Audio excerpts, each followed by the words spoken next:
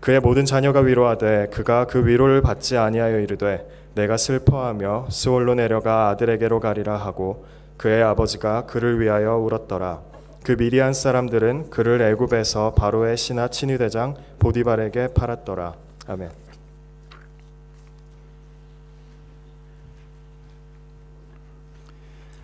우리가 요셉 하면 꿈이 생각날 정도로 요셉은 꿈꾸는 사람으로 우리들이 기억하고 있습니다. 오늘 본문 19절에도 보면 요셉의 형들이 요셉 부르기를 꿈꾸는 자가 오는도다라고 합니다. 이 꿈은 우리가 다 알고 있듯이 요셉이 꾼 꿈이 아닙니다. 하나님께서 주셨던 꿈입니다. 하나님이 주신 꿈과 이 비전의 길은 여러분들이 생각하는 것만큼 탄탄대로, 즉 장미꽃만 있는 길이 아닙니다. 꿈이 이루어지기까지 그만큼의 과정과 시간이 요구됩니다. 참된 꿈은 언제나 시련을 만나고 또 고난을 겪게 되어 있습니다. 여러분이 참된 그리스도인으로서 이 땅의 꿈이 아니라 하늘의 꿈, 또 순간적인 꿈이 아니라 영원한 꿈, 하나님의 그 꿈을 가슴에 품고 있다면 고난과 어려움을 당하는 것은 당연하다고 여겨야 한다는 것입니다. 시련을 만나는 것은 억울하거나 우연의 일이 아닙니다. 고난을 통과해야만 꿈은 꽃을 피우고 열매를 맺습니다. 우리는 이것을 계속해서 17세에 꿈을 가진 소년 요셉을 통하여서 배우고 있습니다. 요셉은 그 꿈 때문에 요셉이 어려움을 당합니다. 미움도 받습니다. 요셉은 꿈을 꾸기 전에 이미 형제들과 관계가 그렇게 좋지 않았습니다. 그 이유는 두 가지였는데 첫 번째가 뭐였습니까? 우리 지난주에 함께 나눴죠. 하나는 여러분들 이야기 안 하시면 이제 대답할 때까지 저도 여기서 버티고 있도록 하겠습니다. 자, 첫 번째 이유가 뭐였죠? 두 가지 이유가 있었는데 첫 번째는 요셉이 형들이 하는 잘못을 다 아버지께 일렀던 것, 그것 때문에 형들한테 미움을 받기 시작합니다. 또 한 가지는요, 이 한 가지는 요셉에게 있는 것이 아니고 아버지 야곱에서 시작되었습니다. 바로 편애 때문이었습니다. 야곱의 편애는 요셉에게 형제들과 다른 채색옷을 입혀줌으로써 나타나고 있습니다. 채색옷을 지어 입혔다는 것은 다른 형제와 구별되는 옷, 그것을 지어 입힘으로써 요셉에 대한 그 특별한 사랑을 보여주고 있다라는 것입니다. 그러니 형들이 얼마나 요셉을 미워했겠습니까? 그리고 요셉이 꿈을 꾸었는데 그 꿈의 내용이 어떻습니까? 더욱 형들의 기분을 상하게 합니다. 그리하여 형들이 더욱 요셉을 미워하고 인사조차 하지 않기 시작합니다. 이런 상황들이 원인이 되어서 오늘 본문의 사건이 벌어지고 있습니다. 우리는 이미 지난주에 이 야곱의 가정에 무언가, 우리는 정확히 모르겠지만 무언가 큰 일이 벌어질 것 같은 분위기를 이미 감지했습니다. 그리고 오늘 야곱의 그 가정에는 우리가 생각했던 것보다 더 큰, 더 엄청난 일이 발생하고 있는 것을 볼 수 있습니다. 그리고 이 일은 결코 좋은 소식이 아니었습니다. 이 모든 일은 아버지 야곱이 요셉에게 심부름을 시키면서부터 시작되고 있습니다. 우리 오늘 본문 12절과 13절 말씀입니다. 그의 형들이 세겜에 가서 아버지의 양떼를 칠 때에 이스라엘이 요셉에게 이르되 내 형들이 세겜에서 양을 치지 아니하느냐, 너를 그들에게로 보내리라. 요셉이 아버지에게 대답하되 내가 그리하겠나이다. 세겜이라는 곳은 좋은 목초지들이 있는 곳입니다. 그래서 양을 치기 좋은 곳입니다. 하지만 동시에 이곳은 위험한 곳이었습니다. 바로 그곳은 야곱의 딸 디나가 그 추장 아들에게 강간당한 곳이기도 했습니다. 그 사건 때문에 야곱의 두 아들은 그 성 안에 있는 모든 남자들에게 할례를 주고, 그리고 그 할례를 받고 고통을 겪는 그 순간에 모두 죽이게 됩니다. 그 복수를 두려워했던 야곱은 도망을 가게 되었고 도중에 하나님을 만나게 됩니다. 그런데 지금 그 야곱의 아들들이 양떼를 몰고 어디로 갔습니까? 그 세겜 땅으로 가고 있습니다. 그런 위험한 곳으로 자신의 아들들을 양을 치러 보냈으니 아버지 야곱의 마음이 편하지 않았을 것입니다. 그래서 야곱은 형들이 잘 있는지 어떻게 하고 있는지 보고 오라고 요셉에게 지시합니다. 야곱은 요셉을 보냅니다. 그리고 이것이 훗날 다시 만날 때까지 아버지 야곱에게는 아들의 마지막 모습이 되었습니다. 요셉은 자신에게 어떤 일이 기다리고 있는지 아무것도 알지 못한 채 아버지와 헤어지게 됩니다. 요셉이 형들을 만나려고 집을 떠났는데 이 일이 생각만큼 간단하지가 않습니다. 요셉이 가야 하는 그 거리를 따져보면 보통 일이 아닙니다. 요셉은 헤브론에서 출발해서 세겜까지 가야 하는데 그 거리가 대략 100km입니다.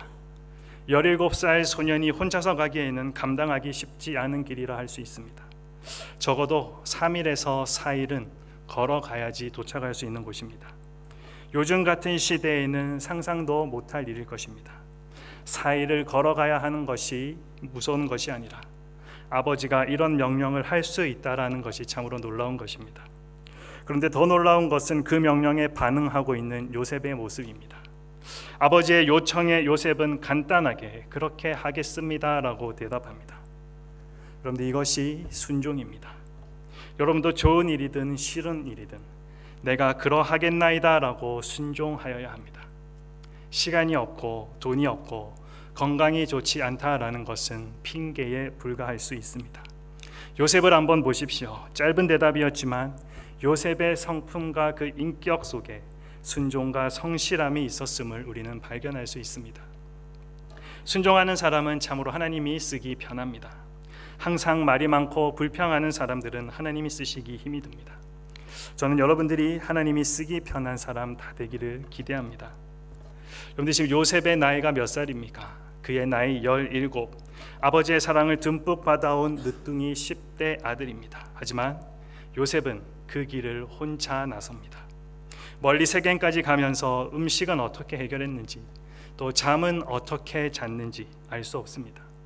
요셉은 아버지의 명령에 따라서 성실하게 그 길을 가고 있습니다. 어렵게 요셉이 세겜에 도착했지만 그가 찾는 형들이 보이지 않습니다. 형들은 벌써 다른 곳으로 이동했던 것입니다. 어떻게 해야 할까요? 여기까지 왔는데 형들 보이지 않습니다. 여러분들 지금처럼 쉽게 카톡으로 연락을 주고받을 수 있거나 편하게 지도를 보고 할 수 있었던 때가 그때는 아니었습니다. 세겜에 있을 거라고 생각했던 형들이 없을 때 요셉이 어떤 생각이 들었을까요? 멀리 이곳까지 힘들게 왔는데 요셉은 그 형들을 찾느라고 들에서 방황하기 시작합니다. 그런데 그때 그 시간에 요셉에게 한 사람이 다가옵니다. 그리고 질문합니다. 오늘 15절 말씀이죠. 내가 무엇을 찾느냐? 내가 무엇을 찾고 있느냐? 놀랍게도 그 사람은 형들이 간 곳을 알고 있었습니다. 하나님의 섭리 가운데 요셉이 도움을 얻고 있는 모습입니다. 그 사람은 형들이 도단으로 갔다라고 말합니다. 도단은 지금 요셉이 있는 세겜에서 30km 더 가야 하는 거리에 위치한 곳입니다. 도단은 다메섹과 애굽을 연결하는 길이 있는 지역입니다. 그래서 애굽으로 가는 상인들이 많이 지나다니던 통로였습니다. 지형적으로 상당히 위험한 곳이기도 하였지만 풀과 물이 많은 곳이기도 합니다. 요셉이 이 도단에 가기 위해서는 적어도 하루는 더 걸어야 했을 것입니다. 사실 요셉은 아버지의 명령을 따라 세겜까지 형들을 찾아왔기 때문에 이제는 자신의 책임을 다했다라고 말할 수 있습니다. 형들을 만나지 못한 것은 요셉의 책임이 아니기 때문입니다. 그래서 그는 다시 집으로 돌아가도 되는 상황입니다. 그리고 이미 여기까지 오느라 이미 지쳐 있습니다. 30km 떨어진 도단에 가도 형들이 거기 있을지는 분명하지도 않습니다. 그러나 요셉은 결탄코 다시 아버지가 있던 헤브론으로 돌아가지 않습니다. 비록 지치고 힘들지만 요셉은 중간에 포기하지 않고 끝까지 그 아버지의 말씀에 순종합니다. 먼 길이지만 헤브론 골짜기에서 출발한 요셉은 세겜을 거쳐서 형들이 있는 도단까지 무사하게 도착합니다. 그동안 요셉은 온갖 위험에 노출된 상태로 혼자 형들을 찾아다녔습니다. 그리고 지금 모든 위험을 넘기고 안전하게 형들을 만난 것입니다. 그런데 요셉은 알지 못했습니다. 요셉에게 정말 위험한 것은 다른 무엇이 아니라 바로 형들이었습니다. 요셉을 보호해야 했던 형들이 오히려 가장 위험한 존재였습니다. 요셉은 이렇게까지 멀리 왔는데 아버지의 명령에 따라 성실하게 자신의 임무를 수행했는데 그래서 혼자서 5일 이상을 걸으면서 형들이 있는 곳을 찾아냈습니다. 그러나 요셉의 순종 앞에 기다리고 있는 것은 축복이 아니었습니다. 요셉이 그렇게 애를 쓰고 노력을 해서 찾아간 형들은 요셉을 환영하지 않았습니다. 오히려 요셉을 죽이려고 음모를 꾸미고 있습니다. 충성스러운 요셉의 모습과 너무나도 대조되는 형들의 모습입니다. 그 형들의 모습이 18절부터 이어지고 있습니다. 아버지의 뜻을 따르는 요셉과 또 아버지의 뜻을 반대로 거스르는 형들이 대조를 이루고 있습니다. 요셉은 자신이 보살핌을 받을 수 있는 형들에게 배신을 당합니다. 요셉이 이들을 형제라고 말할 수 있을까요? 우리가 이 상황을 가만히 한번 생각해 보면 16절에서 요셉이 했던 말이 더 큰 의미로 다가옵니다. 요셉이 어떻게 이야기했습니까? 내가 내 형들을 찾아오니 청하건대 그들이 양치는 곳을 내게 가르쳐 주소서. 어쩌면 이 말은 요셉 이야기에서 하나의 큰 질문과도 같습니다. 내가 형들을 찾아오니, 내가 내 형들을 찾는다. 요셉은 형들을 찾을 수 있을까요? 지금 도단에서 찾은 형들을 요셉의 형이라고 우리가 말할 수 있을까요? 요셉은 언제 형제라고 말할 수 있는 자신의 진짜 형들을 찾을 수 있을까요? 형들은 요셉이 무슨 메시지를 가지고 왔는지에는 관심이 전혀 없습니다. 그냥 보자마자 죽일 생각부터 합니다.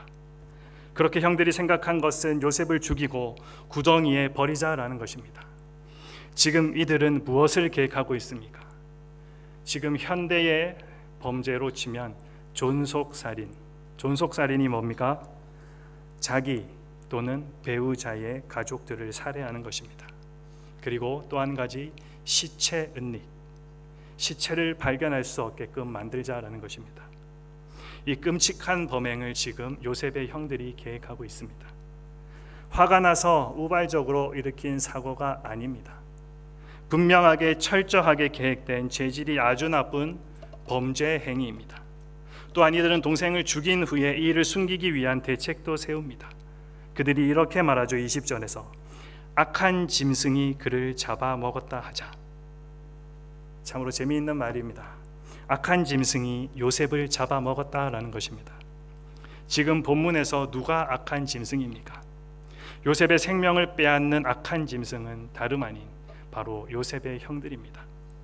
왜 요셉의 형들이 악한 짐승이 되었습니까? 형들이 동생을 죽이려 했던 이유는 동생을 향한 시기와 미움 때문이었습니다. 마음에 있는 시기와 미움을 다스리지 않으면 이런 무서운 결과를 우리도 가져올 수 있습니다. 인류 최초의 살인사건으로 기록되어 있는 가인과 아벨의 이야기도 요셉의 경우와 같습니다. 형 가인은 동생 아벨에 대한 시기와 미움을 조절하지 못했고 결국 동생을 죽이게 됩니다. 이스라엘 최초의 왕인 사울 왕은 다윗에 대한 시기와 미움을 사로잡혀서 어떻게 해서든 다윗을 죽이려고 했고 그 결과 사울은 비참한 인생의 결말을 맞이하게 됩니다. 이처럼 다른 사람을 향한 시기와 그로 인해 생기는 미움은 관계를 파괴시킵니다. 그리고 사람과 사람을 나뉘게 하고 공동체를 어렵게 만듭니다. 누군가에 대해서 미워하는 마음이 생기면 그 미움은 순식간에 커져버리고 또 눈덩이처럼 불어나서 걷잡을 수 없게 됩니다. 그렇게 되면 그 사람이 하는 모든 것이 다 나쁘게 보입니다. 하나부터 10까지 모두 다 꼬투리를 잡고 시비를 걸고 싶어집니다. 여러분, 이것은 다른 사람의 이야기가 아닙니다. 가인이나 사울이나 요셉의 형들이 특별한 사람이라서 이런 일을 벌였던 것이 아닙니다. 우리도 그들과 같습니다. 얼마든지 그런 마음을 우리도 가질 수 있습니다. 우리도 얼마든지 악한 짐승이 될 수 있습니다. 정말 쉽게 사람을 미워하는 마음을 가질 수 있다는 것입니다. 하지만 성경은 우리에게 이것에 대해 분명히 경고하고 있습니다. 요한 1서 3장 15절 말씀, 그 형제를 미워하는 자마다 살인하는 자니. 형제를 미워하는 자마다 살인하는 자다. 비록 우리가 직접적으로 살인을 하지 않았다 하더라도 살인과도 같은 일을 한다라는 것입니다. 그리고 우리가 미워하는 마음을 가지는 것은 그 사람을 죽이는 것뿐만 아니라 결국은 나를 죽이는 일입니다. 다른 사람 미워하면 우리는 그 미워하는 마음, 그 악한 마음에 매여서 하나님이 허락하신 은혜와 자유를 누리지 못하고 살아가게 된다라는 것입니다. 그러니 순간순간 그런 생각이 들 때마다 내가 해야 할 일은 그 마음을 다스리고 하나님이 그 사람을 어떻게 생각하시는지 기억하는 일입니다.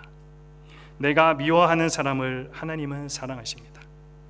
내가 미워하는 그 사람을 위해 예수님은 모든 것을 다 내어놓으셨습니다.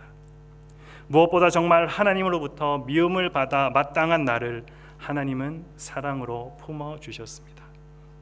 그래서 나도 다른 사람을 미워하고 거절하고 그렇게 하는 것보다 사랑하기를 선택해야 한다는 것입니다. 그렇게 해야 되는 줄 아는데 그래도 상식이 안 통하는 사람이 분명히 있지 않습니까? 미워할 수밖에 없는 사람이 있습니다. 도대체 사랑할 만한 구석을 아무리 찾아봐도 없는 사람, 그런 사람이 있습니다. 여러분들은 혹 생각나는 사람이 있습니까? 여러분, 하나님 앞에 우리의 모습이 그렇습니다. 그런데 내가 누구와 그렇게 비교를 하겠습니까? 혹시 내가 다른 사람보다 좀 나은 것이 있다고 하면 그것은 하나님의 은혜입니다. 그 은혜를 생각하고 내 안에 생기는 마음을, 그 미움을 다스리고 버려야 합니다. 하지만 요셉의 형들은 그렇게 하지 못했습니다. 그들이 가지고 있던 동생을 향한 미움은 너무나도 컸기 때문에 돌이킬 수 없는 지경에까지 이르게 되었습니다. 형들이 동생을 죽임으로 이루고자 하는 것은 무엇일까요? 살인의 목적에 대해서 그들이 이렇게 말합니다. 20절 말씀입니다. 자, 그를 죽여 한 구덩이에 던지고 우리가 말하기를 악한 짐승이 그를 잡아먹었다 하자. 그의 꿈이 어떻게 되는지를 우리가 볼 것이니라. 형들은 요셉을 꿈꾸는 자로 부르면서 그를 죽이면 꿈이 어떻게 이루어지는지 지켜보자라고 말합니다. 형들은 요셉을 죽여서 그의 꿈이 어떻게 되는지를 보자라고 말하고 있습니다. 얼마나 그 형들의 마음이 느껴지는, 그 형들의 마음 가운데 있는 그 한이 느껴지는 말입니까? 우리는 여기서 꿈을 가진 자가 시련에 부딪히고 고난을 겪는 것을 보게 됩니다. 요셉의 형들은 요셉을 죽이려고 합니다. 구덩이에 던져버리고 악한 짐승이 잡아먹었다고 아버지에게 거짓말하자라는 것입니다. 요셉의 꿈이 이루어지지 않도록 막겠다는 것입니다. 그리고 이것은 하나님에 대한 도전입니다. 형제들의 의견은 참 분분했습니다. 요셉을 어떻게 처리할 것인지. 그런 상황에서 다행히 제일 큰 형 르우벤이 요셉을 생각했습니다. 상황을 봐서 요셉을 구출해서 아버지에게 보낼 계획으로 다른 형제에게 이렇게 요구합니다. 요셉을 죽이지는 말고 그냥 구덩이에만 던지자. 르우벤의 제안에 따라 형들은 요셉의 채색 옷을 벗기고 구덩이에다가 집어 던져 넣습니다. 옷을 벗겼다는 것은 아버지의 편애를 없애는 것이고, 요셉을 구덩이에 쳐 넣었다라는 것은 바로 요셉의 꿈이 사라지는 것을 말합니다. 요셉은 구덩이에 물이 없어서 지금은 살아있지만 계속 거기에 갇혀 있으면 물이 없어서 죽게 될 상황입니다. 먹을 것이 없는 그 상황에서 다른 사람의 도움 없이는 죽을 수밖에 없습니다. 당장 형들의 손에 죽지는 않았지만 다른 일이 일어나지 않는다면 요셉은 오랜 시간 동안 고통스럽게 죽어갈 것입니다. 동생을 그 구덩이에 던져 넣은 형들은 그러고 나서 무엇을 했는 줄 알고 있습니까? 형들은 앉아서 음식을 먹고 있습니다. 25절에 정확하게 기록되어 있죠. 동생을 죽이려고 가둬두고 그 곁에서 자기들은 음식을 먹고 있습니다. 비록 어머니는 다르지만 17년을 함께 했던 동생입니다. 하지만 그 동생을 구덩이에 밀어넣고 자기들은 아무렇지도 않게 밥을 먹고 있는 모습, 정말 잔인한 형들의 그 모습을 우리는 볼 수 있습니다. 요셉의 충격이 얼마나 컸을까요? 이것을 보면서 이것이 정말 선한 사람들이 이 세상 가운데서 받는 충격과도 같겠다라는 생각이 들었습니다. 그런데 이상하게 여겨지는 것은 선한 사람보다 악한 사람이 더 건강하고 잘 산다라는 것입니다. 되는 일마다 더 잘 되고 돈도 더 잘 벌고 이익도 많이 냅니다. 외롭고 가난하게 사는 것도 억울한데 하는 일마다 안 되면 우리가 하나님께 시험 들지 않겠습니까? 그러다 형들은 애굽으로 내려갔던 상인들을 발견하고 유다가 요셉을 노예로 팔자라고 제안합니다. 그리고 형제들은 그 제안을 따라서 요셉을 팔게 됩니다. 요셉이 팔려갈 때 형들에게 얼마나 애원하며 도움을 구했을까요? 형, 나 좀 도와달라고, 내가 잘못했으니까 한 번만 용서해 달라고 그런 이야기 하지 않았을까요? 그런데 형제들이 훗날 이 일을 생각하면서 이렇게 이야기하고 있습니다. 창세기 42장 21절 말씀에 그들이 서로 말하되 우리가 아우의 일로 말미암아 범죄하였도다. 그가 우리에게 애걸할 때에 그 마음의 괴로움을 보고도 듣지 아니하였으므로 이 괴로움이 우리에게 임하도다. 형들은 애원하는 동생을 모른 척했고 매정하게 동생을 팔아버렸습니다. 그런데 이 장면에서 정작 요셉의 말은 한마디도 기록되지 않습니다. 마치 요셉이 정말 죽은 것처럼 요셉의 입에서는 어떤 말도 나오고 있지 않습니다. 요셉이 당한 시련은 너무나도 뼈아픈 것이었습니다. 그것은 다른 사람도 아닌 자기들의 형제들이 자신을 죽이려고 하고 결국은 노예로 팔기까지 하는 일이었습니다. 요셉처럼 우리 또한 절망의 구덩이에 빠질 때가 많이 있습니다. 구덩이에 빠졌다는 것은 어려움의 순간 우리들이 느끼는 답답함을 의미합니다. 사방이 꽉 막히고 도무지 나갈 수 있는 출구가 보이지 않는 상황입니다. 그때 우리가 바라보아야 할 것이 무엇이겠습니까? 사도 바울은 고린도후서 4장 8절에서 이렇게 우리들에게 권면합니다. 우리 함께 읽도록 하겠습니다. 우리가 사방으로 우겨쌈을 당하여도 쌓이지 아니하며 답답한 일을 당하여도 낙심하지 아니하며 박해를 받아도 버림바 되지 아니하며 거꾸로 트림을 당하여도 망하지 아니하고. 사방은 다 막혀 있어도 어디는 뚫려 있습니까? 하늘은 열려 있습니다. 그리고 시편에서 다윗은 다음과 같이 찬양합니다.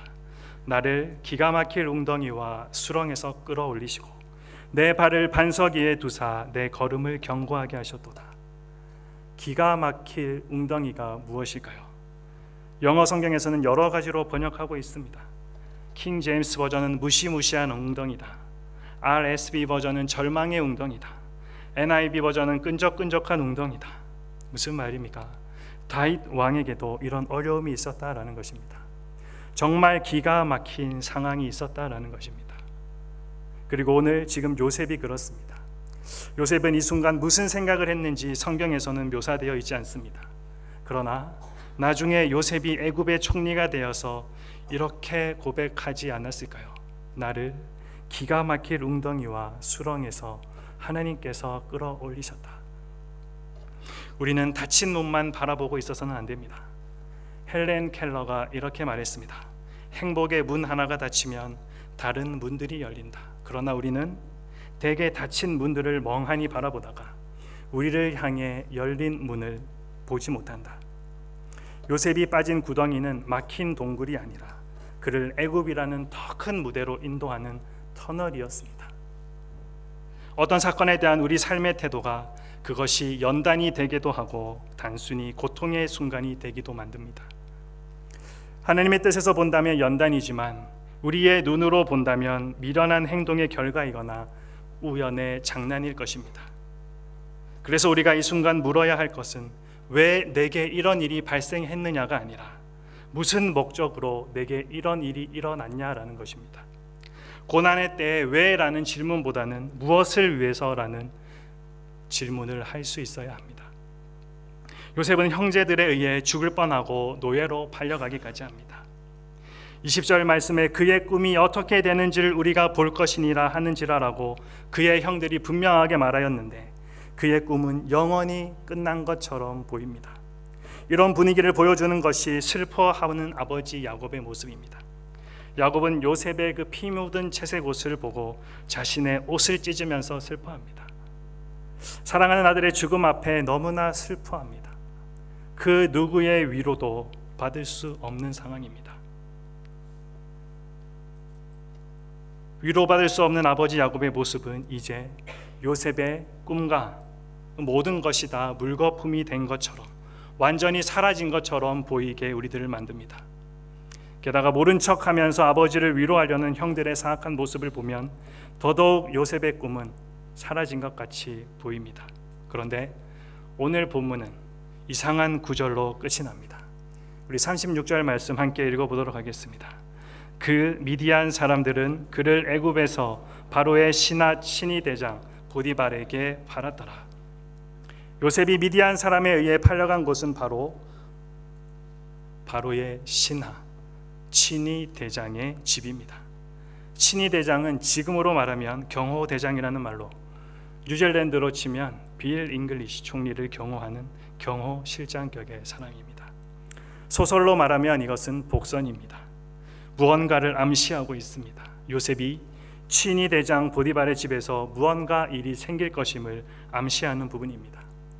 그곳에서 그의 꿈이 새롭게 펼쳐질 것을 우리는 살짝 엿볼 수가 있습니다. 요셉과 요셉의 꿈이 완전히 사라진 것이 아니었습니다. 시편 37편 23편에서 24절 이렇게 이야기합니다. 여호와께서 사람의 걸음을 정하시고 그의 길을 기뻐하시나니 그는 넘어지나 아주 엎드러지지 아니함은 여호와께서 그의 손으로 붙드심이로다. 요셉이 넘어진 것은 사실입니다. 그러나 하나님은 요셉을 아주 엎드러지지 않도록 만드셨습니다. 그리고 당신의 손으로 붙들어 주셨습니다. 요셉의 걸음을 정하시고 그 길에 하나님께서 함께 하십니다. 마찬가지로 하나님이 우리를 인도하는 그 길에는 고난이 있어서 잠시 넘어지기도 하지만 아주 엎드러지지 않도록 하나님이 저와 여러분을 붙들고 계시다라는 것입니다. 야곱을 보십시오. 제일 사랑했던 아들은 죽었고 아들의 꿈은 사라졌다라고 생각하고 한없이 슬퍼하고 있습니다. 요셉의 형들도 요셉의 꿈이 영영 사라졌다라고 생각했습니다. 그러나 요셉은 아버지 야곱의 슬픔과 달리 살아 있습니다. 형들의 생각과 달리 보디발의 집에서 하나님의 꿈을 이루기 위한 힘찬 발걸음을 할 준비를 하고 있습니다. 참 그렇습니다. 하나님이 주신 꿈은 사라지지 않습니다. 지금 당장은 어둡고 답답한 현실이 나의 시야를 가로막고 서 있어서 하나님이 주신 그 꿈이 사라지는 것 같습니다. 그러나 요셉은 죽지 않았고 그를 통한 하나님의 그 꿈은 또 여전히 살아서 있었던 것입니다. 여러분 가운데 전혀 이해되어지지 않는 일들이 여러분의 삶 가운데 진행되어서 참 고민 가운데 어려운 가운데 있을지도 모르겠습니다. 마치 내가 왜 이스마엘 사람들에게 팔려가고 있지라고 생각했던 그 요셉처럼 여러분도 이렇게 질문할 수도 있습니다. 나에게 왜 그때 그런 일이 생겨야 했을까요? 난 왜 이곳에서 이렇게 고생하면서 살아가고 있는 것일까요? 왜 저 사람은 나를 이토록 싫어하는 것일까요? 난 왜 남들이 겪지 않는 그런 고통을 나만 겪어야 하는 것인지 나는 정말 모르겠습니다. 난 왜 이런 가정에서 태어나야 했습니까? 왜 내 가족은 이렇게 가난하기만 한 겁니까? 이런저런 여러 가지 생각들. 하지만 여러분이 어느 대학교를 나왔던 어떤 직업을 가지고 있던 과거에 어떤 상처가 있고 또 내가 어떤 사람을 만났든지 심지어 지금 내가 뭘 하는지조차 모르고 이 자리에 앉아 있다고 하더라도 한 가지 확실한 것은 하나님께서 여러분을 향한 그분의 부르심대로 신실하게 여러분들의 인도하고 그 발걸음을 하나씩 인도하고 계신다는 것입니다. 지금 겪고 있는 그 일이 여러분의 부르심과는 전혀 다르게 보일지도 모르겠습니다. 전혀 상관없이 보일지도 모르겠습니다. 그러나 이것을 잊지 마십시오. 하나님의 꿈을 꾸는 사람들에게는 특징이 있는데 그것은 그 사람의 모든 삶이 하나님의 섭리 안에 있다는 것입니다. 로마서 8장 28절 말씀 우리 함께 읽어보도록 하겠습니다. 우리가 알거니와 하나님을 사랑하는 자 곧 그의 뜻대로 부르심을 입은 자들에게는 모든 것이 합력하여 선을 이루느니라. 하나님을 사랑하는 자 곧 그의 뜻대로 부르심을 입은 자들에게는 모든 것이 합력하여 선을 이룬다. 하나님 안에 우연은 없습니다. 여러분이 겪는 일들은 재수가 없어서 당하는 것이 아닙니다. 여러분의 팔자도 아닙니다. 운명은 더더욱 아닙니다. 하나님 안에는 결코 우연이 없습니다. 하나님 우리의 모든 것, 실패, 건강, 고통, 가난, 소외, 심지어 우리들의 그 죄까지도 사용하여서 하나님의 뜻을 이루어 가십니다. 실수가 없으신 하나님의 섭리를 여러분들은 믿어야 합니다. 지금은 견디기 힘들겠지만 시간이 지나고 나서 그 모든 어려움과 고난, 경험과 여러분들이 만났던 그 모든 사람들이 여러분을 하나님의 부르심을 담을 만한 그릇으로 깎고 빚어가는 과정이었음을 보게 될 줄로 저는 확신합니다. 오늘 저는 여러분에게 한 분을 소개하며 설교를 정리할까 합니다. 유정옥 사모님이라는 분입니다. 울고 있는 사람과 함께 울 수 있어서 행복하다라는 책을 쓰시기도 하셨던 분입니다. 이 사모님에게는 4자녀가 있습니다. 3명의 아들과 1명의 딸입니다. 2 아들은 사모님께서 직접 낳은 자녀들이고 2 자녀는 하나님께서 선물로 주신 자녀입니다. 어느 날 교회에 아주 허름한 옷을 입은 한 남자가 한 손에는 6학년짜리 남자아이를 손을 잡고 또 다른 한 손에는 초등학교 2학년 여자아이 손을 잡고 이 사모님께서 있는 그 교회에 방문을 했다라고 합니다. 아이들에 비해서 너무 나이가 많아도 보이고 옷도 너무 남루하게 입고 있어서 어떤 사정인가 물어보고 싶었지만 교회에 참석만 하고 늘 가셨기 때문에 물어볼 시간이 없었다라고 합니다. 그런데 그 모습을 볼 때마다 그 아버지가 그 자녀들을 얼마나 소중하게 생각하는지 느껴질 만큼 그 아이들을 사랑하는 마음이 느껴졌다라고 합니다. 그런데 그해 여름 가장 덥던 그 어느 날 갑자기 전화가 걸려왔습니다. 다급히 말하는 한 소년이 이렇게 말합니다. 사모님, 우리 아빠가 숨을 안 쉬는 것 같아요. 어떻게 해야 될까요? 사모님께서 그 갑작스러운 전화를 받고 정신이 잠시 멍하는 걸 느꼈지만 이내 정신을 차리고 이렇게 말합니다. 밖에 나가서 누구든지 도움을 요청할 수 있는 사람이 있으면 요청해라. 우선 아버지를 병원으로 먼저 모셔야 된다. 내가 곧장 그곳으로 갈 테니까 그곳이 어디인지 나에게 말해줄래? 그때 그 사모님이 그 사람이 사는 곳을 그때서야 알았다라고 합니다. 그 사람이 사는 곳은 성남이었습니다. 그런데 그 사모님이 있던 교회는 종로 5가입니다. 차를 타고 가도 차가 안 막히면 40분, 지하철과 버스를 타고 가도 1시간에서 1시간 반은 가야 될 거리의 장소입니다. 어떻게 그곳에 도착할까 생각하면서 바쁘게 움직였다라고 합니다. 하지만 그 아이들의 아버지는 그렇게 아이들을 남겨두고 세상을 떠나게 됩니다. 장례식장에 갔는데 아무도 오지 않았다라고 합니다. 그들에게 먼 친척이 있는 것 같긴 한데 그곳에 왔다가 그 남은 2 아이를 자기들이 맡아야 될지도 모른다라는 부담감에 아무도 오지 않았던 것 같아라고 이 사모님은 그렇게 이야기합니다. 그리고 이 사모님은 생각했습니다. 그 아버지가 그렇게 병든 몸을 이끌고 성남에서 종로 5가까지 있는 이 교회를 왜 왔을까? 그리고 예배를 드리면서 그 아버지가 기도드렸던 내용은 무엇일까? 아마도 저 아이들, 자기가 이제 곧 병 때문에 죽을 것 같으니까 저 아이들 잘 부탁한다라는 기도하지 않았을까? 그러면서 들었던 생각이 혹시 저 아이를 하나님께서 우리들에게 맡기신 것이 아닐까? 그러면서 이 사모님은 이렇게 생각했다고 합니다. 우리 부부를 하나님께서 그렇게 착하게 여기시다니, 우리 부부를 그렇게 믿으셨다니 감격하고 남편 목사님에게 이야기하고 그 2 아이를 입양하기로 결정합니다.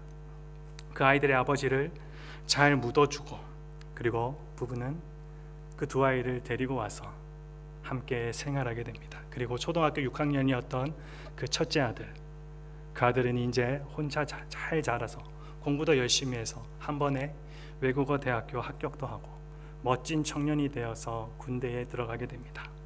그리고 그 아들이 군에 입대하고 나서 첫 면회하던 날, 여러분들 그 마음이 얼마나 좋았을까요?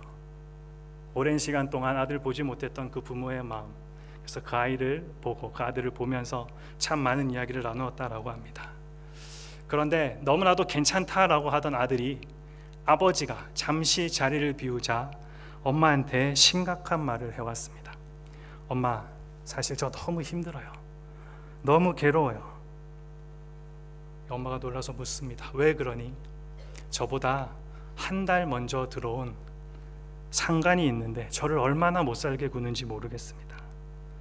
차라리 한판 그냥 싸우고 어떻게 이 상황을 처리해버릴까 생각하고 있습니다. 아니, 그 상간이 어떻게 널 그렇게 힘들게 하냐라고 물었더니 매일 연병장 한 바퀴를 뛰고 운동장 한 바퀴를 뛰고 자기에게 와서 보고한 뒤에 밥을 먹으라고 했다라는 것입니다. 자기는 천식이 있어서 아침 일찍 뛰는 것이 너무나도 고통스러운데, 그리고 그렇게 다 뛰고 나서 식사를 하러 밥을 먹으러 가면 식사 시간이 끝나서 밥을 먹지 못할 때도 여러 번 있었다라고 합니다. 아들의 말을 듣고 이 사모님의 마음이 너무나도 아팠습니다. 그리고 온몸에 힘이 빠지는 것 같았다라고 고백합니다. 그 아들에게 이 사모님이 뭐라고 이야기해 줄 수 있을까요? 다시 이 사모님이 정신을 차리고 그 아들에게 이렇게 말합니다. 그래, 그 상간이 아무래도 자기가 졸병일 때, 너같이 졸병일 때에 비해 네가 너무 편하게 있는 것 같아서 그러는 것 같아. 그러니까 그 연병장 돌더라도 더 열심히 돌아라. 더 잘 돌아라. 괴로워하면서 억지로 돌지 말고 노래하면서 즐거워하면서 돌아라. 그리고 다 돌고 나거든 상간에게 가서 고맙다라고 인사해라. 어쨌든 많은 사람 중에 너에게 관심을 가져주는 것은 고마운 일이지 않느냐.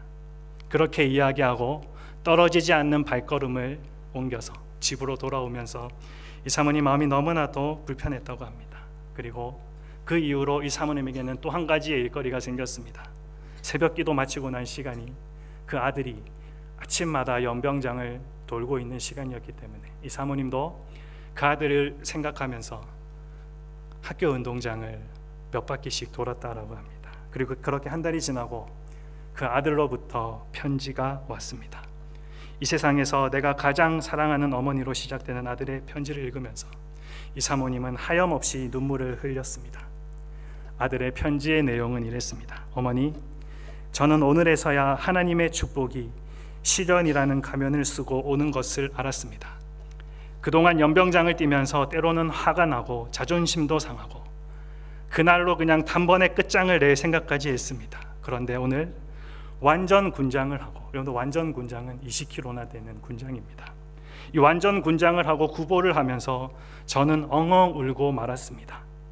지난번 구보 때는 천식으로 숨이 막혀서 다 뛰지도 못하고 쓰러졌는데 오늘은 아무렇지도 않게 거뜬히 다 뛸 수 있었습니다. 하나님이 그 상간을 통하여 저의 지병인 천식을 다 고쳐주신 것입니다. 그 상간이 너무 고마워서 고맙다고 격려를 했더니 의아한 표정을 지으면서 내일부터는 뛰지 말라라고 했다는 것입니다. 어머니, 제 목소리 들리면 기뻐해 주십시오.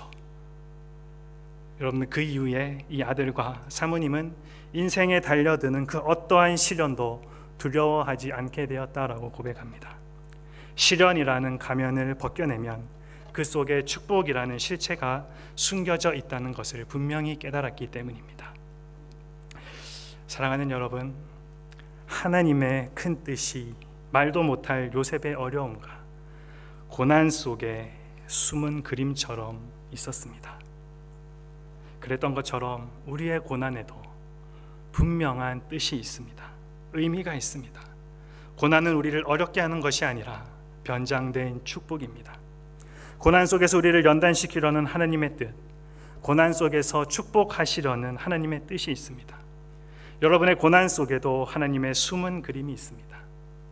그것은 바로 평안과 소망, 그리고 축복입니다. 우리 예레미야서 29장 11절 말씀 함께 읽어보도록 하겠습니다. 여호와의 말씀이니라. 너희를 향한 나의 생각을 내가 아나니 평안이요 재앙이 아니니라. 너희에게 미래와 희망을 주는 것이니라. 참으로 그렇습니다. 하나님이 우리에게 고난을 주시지만 고난이 목적이 아닙니다. 재앙이 목적이 아닙니다. 고난 너머에, 재앙 저편에 하나님의 평안과 소망이 있습니다. 하나님이 주신 꿈은 절대 사라지지 않습니다.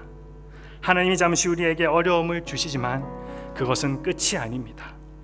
여러분의 고난 뒤에 하나님의 평안과 소망이 있다는 것을 믿고, 그리고 그 어려움 가운데서 하나님께서 여러분들을 더 좋은 사람으로 연단시키시고 훈련시켜 가신다는 그 믿음 가지고 주님이 주신 꿈과 소망을 향해 열심히 포기하지 말고 끝까지 달려가는 여러분 모두 되기를 주님의 이름으로 축복합니다. 우리 눈을 감고 우리의 모습을 한번 돌아보면 좋겠습니다. 여러분들에게 말로 표현하지 못할, 내가 지금 겉으로는 웃고 있지만 다른 사람들이 볼 때 너무나도 멀쩡한 것 같지만 아무도 알지 못하는 여러분들만이 가진 어려움이 있습니까? 참 나누고 싶어도 설명하기도 너무 어렵고 복잡하고 그냥 나 혼자만 안고 있는 것이 더 낫겠다 생각해서 여러분들만이 품고 있는 어려움들이 있습니까? 이 시간 하나님 앞에 다 내려놓았으면 좋겠습니다. 하나님, 내가 그 시간들 통해서 불평하고 원망하는 시간 아니라 하나님께서 나를 통해서 하실 일을 발견하고 또 이 모든 훈련들 귀하게 끝까지 포기하지 않고 잘 이겨나갈 수 있도록 해주세요. 우리 그렇게 한번 잠시 기도했으면 좋겠습니다.